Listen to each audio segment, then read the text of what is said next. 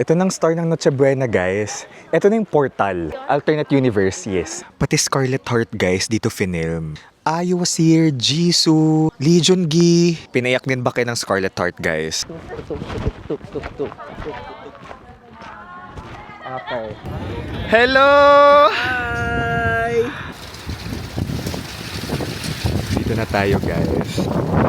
Great Goddess of Buddha.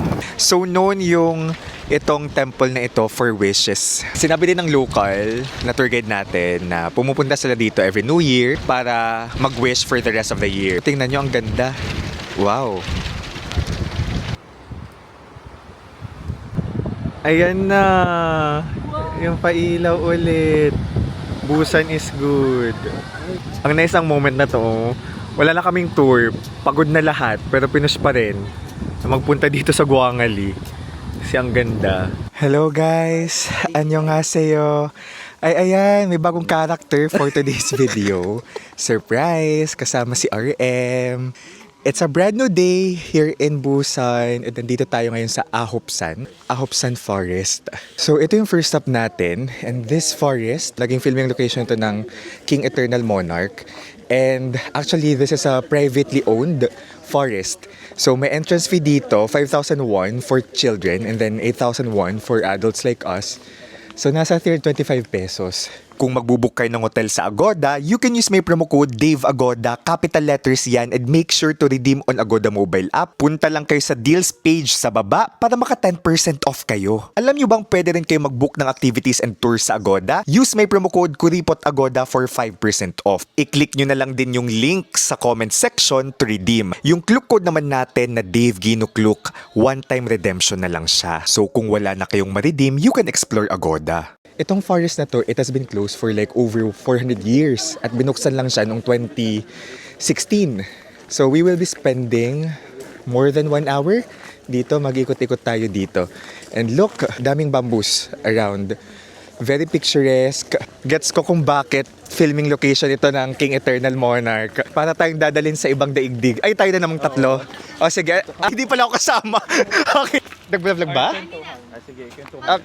Kwentuhan? Eto na.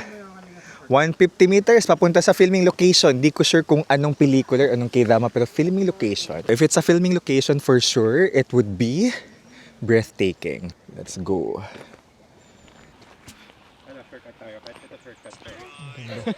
Ito, Kat. Kung gusto mo nang bumalik. Shortcut. Pagulong ka dyan. May stone. Ang tawag dito, stone tower? Yes, ito. Stone tower. Makapag-wish ka. So, ilang layers? Depende sa layer ng wish mo. Ganon? Hindi ko alam. Okay. Pero sinabi ni Ellie, our tour guide, yeah. Ito naman yung purpose nun. Wait. Ito ng star ng Noche Buena, guys. Ito na yung portal. Okay? Ng alternate or, yan alternate universe, yes. The Republic of Korea and Korea. Tama? Yung isa monarchy, yung isa democracy. Alternate universe talaga siya. Okay. Parang Kingdom of Korea, tapos Yeah. Kingdom of Republic of Korea. So ito, Lee Min-ho was here. Actually, ang daming bad reviews nun. Pero nag-enjoy naman ako. Oo. Kasi parang marami siyang bad reviews kasi magsusolve ka talaga kung ano nangyayari. Ay, yeah. Naguluhan yung mga tao. Naguluhan yung mga tao. Okay, let's go. Ito yung port. Pa-replay. Gusto kong makita yung pagkatumba ni RM. Enrico. My gosh, sugatan siya. Ayan. Hyper. Napaka-hyper ni RM. Aha, mas matanda ka. Kasama kita, nakakaloka. Ba't kayo ganyan? Oh my goodness. Pati Scarlet Heart, guys, dito finilm. Na may dito. May marker. Marker? May spot where you can see kung ano yung mga finilm dito. UNESCO. Recognized din pala ito. Not sure if the actual forest or Busan. Pero, ayan. Ayo was here, Jisoo, Lee Joon-gi. Pinayak din ba kayo ng Scarlet Heart, guys? Anong K-drama yung mga napanood nyo na favorite ninyo na nagpahagulgul sa inyo? Comment down below. Ako reply 1988. Walang tatalo doon. Kung akala natin yung Busan ay all beaches, 'di ba? City, it also has its mountains like this. Ganda. Tara na, let's go. Okay. Gusto ko yung ganito na. Hindi pala kasama to.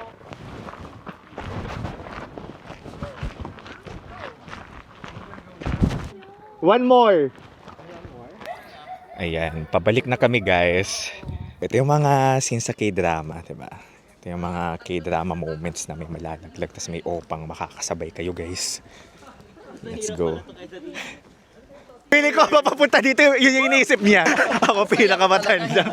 Sigh of relief. Yung saya niya, parang nanalo sa lotto. Yes! Yun yung goal, Age doesn't matter. 29 ako doon sa worry. Oo, 29 ako. So we're... Ha? O magta-30 na ako. Malapit ako mag-30. Wet. October. October 6 ikaw? 16. Ay!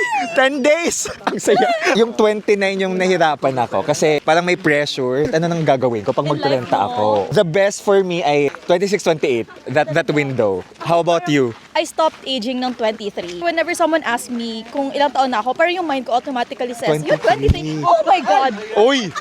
Uy! Ayan! Muntik nang mahulog. Shucks! I think it was the peak kasi of youth. Like, you have adult money, you get to do whatever you want, pero at the same time, you're young. Nung nag-25 ako, I was like, shucks, 25 na ako. 23 tayo pandemic. Yeah! Na-enjoy mo yung 23 na era? Oo, kasi it was ang privilege to say, but parang ang peaceful nung time na yun. Like everyone, pantay-pantay tayo, nasa bahay lang tayong lahat. Walang pressure. Pero gusto kong pinoint out mo, it's privilege to say. Kasi Yes. iba-iba naman tayo pinagdaanan sa buhay. Pero yung timeline mo of that for you, Parang peak mo as a youth. Yes. And then ang peak, kasi nung time na yun, syempre, work from home. And Yeah, then work from home. yung promotions up sa corporate noon. Kasi parang everyone's leaving, corporate work. 2021 din ako privilege na-promote. 2021, I stopped working sa corporate. Na full-time ka na. Yeah, nag-start na ako Creator. Thank you for sharing your story. Na para bang nasa talk show. So ikaw naman, Tito Boy. Tito Boy. Tito Boy, ako I think it's really the 26. I think my peak, best age ko ay 26. 26, feeling ko may mga milestones na it was too early na hindi ko siya na-foresee na mangyari siya. For example, taga-Tacloban kasi ako. Nakapag-ipon ako ng pandemic kasi hindi tayo pumapasok. Yes. So nakabila ako ng condo sa Manila. Kasi yung tayo pinapangarap ko na, My rich friend. shucks, hindi ako mayaman na, pero yung from savings. Pinaparentan ko siya ngayon. Yeah, So, nice. bali may 3 rooms, tapos friends ko lang din naman. Kapag Europe ako, ganun, ay, Actually, nag-plan kami sa elevator kanina. na para bang si Mi at D. Sure. Oh my God, organic counter. So, nandito tayo ngayon. Anong lugar to, Dustin? Okay. Busan. Ako, tinanong ko yung KTO kung anong lugar to, Busan. Tama. Girl, ito ata Hindi siya yung ano. diba, Sento? Ay, hindi pa. diba? So, dumaan tayo sa department store. Ito na. Abexco. Pero mag-ano tayo, mag-lunch. Nalala yung una natin, yung Shabu All Day. Magkakaroon na yun sa Maynila. Shabu All Day. Diba? Diba yung Shabu All Day. Yung shabu-shabu is ano? Chinese. Chinese? Yeah, Chinese. Alam mo nung in-interview ako sa Arira? Ay, kumusta yun? Uy, in-interview siya sa Arirang TV. In-interview ako sa Arira. Ano yung pinaka-paborito mong food dito sa Korea? Sabi ko, Wingstop. Wingstop? Seryoso? Banggit America ng yun. brand. Ito ang aking table mates. Shabu-shabu tayo for today's video. Yan. Wow. Actually guys, hindi ako gutom sa dami ng dad. May dad and me na pala dito. Tawagan. Dad. I think, yeah, water. Water, no? May cold tas hot. Dessert agad yung kinuha ko. Ito na po, ganito mag-shabu-shabu. After we get the ingredients and the meat, we put it there. And then wait for it to boil. And then eat. Ang arte. Ito na nga, ang paayuda ng bingsu. Ito yung toppings ng bingsu, guys. Make your own bingsu. Ba't hindi umaano yung sayo? Mabagal talaga siya? Lalaglag talaga. Okay. Bakit parang walang milk? Waffle making tayo dito, guys. Oh, okay. 3 minutes. Yan. Kasamnida. Yan. Ito yung na-enjoy ko ditong gawin. Yung dessert. Yay! Let's go! Ito na yung aming artista boss, Vantago. Katapos lang natin mag-lunch guys, nandito na tayo sa Busan Museum of Art. Ito yung itsura niya. It's peaceful talaga. Peaceful. Itong Museum of Art ng Busan, this is the heart of the city's contemporary art scene. Favorite ito na pinupuntahan ni RM of BTS. So naka 4 times na siya here kasi si RM, 'di ba? Big fan siya ng art. No photos guys and pictures inside. So dito lang sa labas, pero gusto ko lang sabihin na maraming areas dito talaga sa Busan Museum of Art. Pero isa sa mga notable na spots here yung space of Lee Wufan. So si Lee Wufan, big admirer niya si RM. Kumbaga si RM yung naging cultural influencer. Na-bridge yung gap between traditional art tapos na global fans. Yung way niya of creating music, 'di ba, ay very much inspired from the arts. Pasok pa rin tayo pero bawal na guys mag-video. So nanamnamin ko na lang. Ito pwede ko namang kunan. Art is poetry, criticism, and at the same time something transcendental. Lalim. I-google ko pa yung transcendental. Nakalabas na tayo guys. Di kayang i-decipher ng brain ko yung mga nasa loob. May mga bato-bato pero sinabi ni na RM. O RM din, may kasama din kaming RM.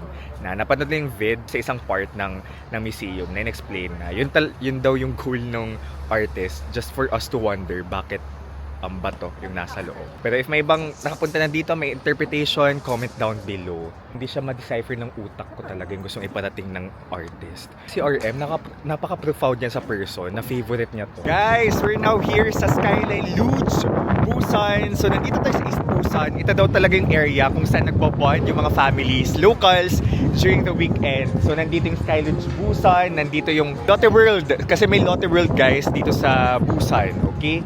So tara, ang una natin ginawa ay pumulot ng helmet. Tapos nandun na yung mga kasama ko. Wow guys, ito yung view. Meron tayong good view dito ng tracks. Guys, tingnan nyo. Ang ganda ng view. So pwede kayong tumambay dito. Ayan sina Kuya Julius at Kat. Tapos baba dito. Kapag video naman kayo. Hindi na namin kinabigyan. Okay. Oo, no? Dapat tumabi yung ano sa inyo. O naghiwalay kayo. Palang ginawa nyo last time? Nung nag-ano tayo? Kayo lahat makasakay eh. Alright. Tapos nakasakay na kayo lahat, no? Ano? Next ride. Dapat pwede tayong magkatabi. Ay, gusto. Bawal magkatabi dyan. So, Ay, solo na. solo na yan. Cart na. So guys, bawal camera ha. I mean, di naman bawal siguro. Pero parang delix kung maghawak tayo ng camera dyan sa cart. Yan yung next part of the adventure. The cart. So, let's go! May tutorial din pala dito. May tutorial. Alright. Kaya pa? Hindi na. Yung lamig. Hello! Hi! You did it! Ang saya. Magsa-second ride tayo, guys. Okay? Debak, beautiful. Ate Rhea!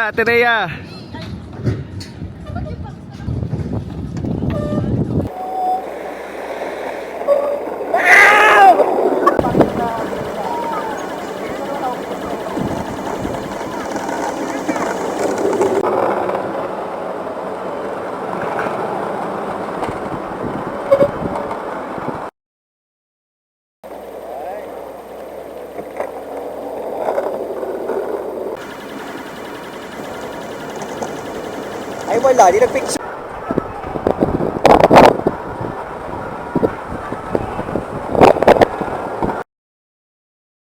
Hit pa. So here we can scan and we can select our photos. Ayun, ayan na. So let's select. Kita ba? Pero here's the photo na sinelect ko. Thank you, Skyline Luge and KTO. Dito na tayo guys sa Dragon Palace of the East Sea.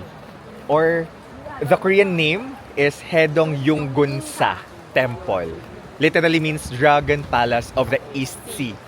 Whoa. Are we gonna go to the most beautiful spot? We're gonna go. Okay. Wala pa tayo dun kasi yun yung lagi ko nakikita sa photos. Yung mga zodiac daw guys, yan yung ating guardians of time and direction. So yung guardian natin guys ay rat. Ayan, may ka-year tayo, B. May pagoda dito guys na sa Korea lang makikita. So for traffic safety na pagoda. Dito na tayo guys sa Great Goddess of Buddha. Ayan sila CJ. So tinuruan kami ng tour guide to how to perform. Ginagawa nila para makapag-wish. Dito pwede tayong mag-wish. Noon yung itong temple na ito for wishes. Nabasa ko, sinabi din ng local na tour guide natin na pumupunta sila dito every New Year para mag-wish for the rest of the year. And mahangin. Pero tingnan nyo, ang ganda. Wow. So this is one of the most beautiful temples in Korea by the sea. Another way to wish is magsulat dito. Kanina, tinuruan tayo na 3 bows. Ayan. Tapos 3 bows. And then after that, you will wish. Tapos may position yung finger. Ayan, right, left over right. Yeah. So first stop guys ay yung Buddha. Second stop, abangan natin. Ito na, nakababa na tayo guys dito sa temple. Kanina may nagdadasal na mga monk. And then here, ang ganda. By the sea talaga siya, look. Yun. Itong Hedong Yunggun sa temple guys, as in, na-establish ito noong 1376, as in Goryeo Dynasty pa. Kung nakakapanood kayo ng K-drama na sobrang luma yung tawag dito, yung setting, it's from Goryeo Dynasty. It's way before Joseon Dynasty. Itinayo itong temple na ito kasi yung isang monk or Buddhist master ay napanaginipan yung isang sea dragon. Tapos yung sea dragon, sabi niya, magtayo ng temple by the sea kasi it would alleviate the country's drought and famine. Ganun yung history ng temple na ito. This is where people make wishes. This is the best spot to witness the sunrise. Tapos, itong temple na to guys, nasunog ito noong Japanese invasion, 1500s. Na-abandon ito for centuries. Pero noong 1930s, 1900s, na-reconstruct itong temple na ito. Ayan. Ganda guys. Oh, colorful. Ito yung mga napapanood lang natin sa K-drama, no? May isang wish lang pala na allowed doon kanina sa Great Goddess of Buddha. Kailangan ko prioritize ang wish ko. Anong pinaka-wish ko talaga. Pero yung wish ko ay good mental health for the rest of my life. Feeling ko tuhog na yun yung happiness tapos hindi mawala yung spark natin sa buhay. Yun, I think that's the most important thing. On top of everything. Dinner time! Let's go! Kasi magka-coffee pa tayo, di ba? Ano, tara? Uy, ang posh naman ng place. Dalby. Thank you. Ang ganda guys, Busan Cinema Center. Kung nasaan ginagawa yung Busan International Film Festival na opening. So nandito tayo ng 2022. Diyan tayo nakakita ng mga celebrities. As in, sino ba yung mga nakita ko? Si Jungwon ng Reply 1988. Oh, si Byun Woosok. Dito ko siya nakita. Si Byun Woosok in person. And marami pang iba. Oh my gosh. Record of youth. Record of youth. Record of youth. Ay. Wait lang. Sa Sa R Blues. Sa R Blues siya. Mga ka-R Blues. Oh my God. Piyubyuhan. This is a Suyong River. Suyong River. And this river goes to the ocean to meet. Yeah. So, Suyong, because Gang is river. Gang is river. Nilakad na natin yung Suyong River. Ay, Suyong River. Suyong River Human Bridge. Suyong... you can go to the Costco. Costco? Okay, may Costco in Korea. Alright. Ito yung pinakabagong human bridge. As in, may bridge yung Busan, itong Suyong-gang human bridge na pedestrian lang, okay? Walang bicycle, just really humans. Example, those who are running. March 3 lang ito binuksan, guys. So more than a passageway. Yung goal talaga nitong bridge ay picture lang kami. Let's go. Suyong-gang human bridge. Suyong-gang Human bridge. Kasi pedestrians lang yung pwede dito. Tao lang talaga, so bawal bike. Even bike, So, bawal bawal. yung mga aso. So, Di ko sure. Pwede siguro. Ay, if this is very good question. Pwedeng aso dito. Kasi human breed siya eh. Pero ito, panoramic view of Busan. Goal talaga nila na hindi lang ito maging passageway or maging tawiran from different sides of this river. Ang goal nila is to really make this recreational, maging first ever talaga na pedestrian street or bridge ng Busan where people can just savor the beauty of the views. Ito, panoramic view, 'di ba, ng Busan. This part of Busan for beauty shot. Yun. Very nice. Let's go. Let's go, let's go. Actually guys, tapos na yung tour as a group, pero we decided to bond. Like wala to sa itinerary. Invite ko lang sila dito sa Guangali kasi ang ganda ng vibe dito sa Guangali. So, gusto ko silang dalhin dito sa Guangali. Ganda. Ayan na. Yung pailaw ulit. Busan is good. Ay, gusto ko sama-sama tayo dito nanonood, guys. A moment. Ayun, may nagpa-fireworks. O, diba? Ang nice ang moment na to. Wala na kaming tour. Pagod na lahat. Pero pinush pa rin na magpunta dito sa Guangali. Kasi ang ganda. Maaga pa kayo bukas 8:30. Pero push. Minsan lang tayo dito sa Korea. All together. Hello. Let's go. Approved dito. Promise. Let's go.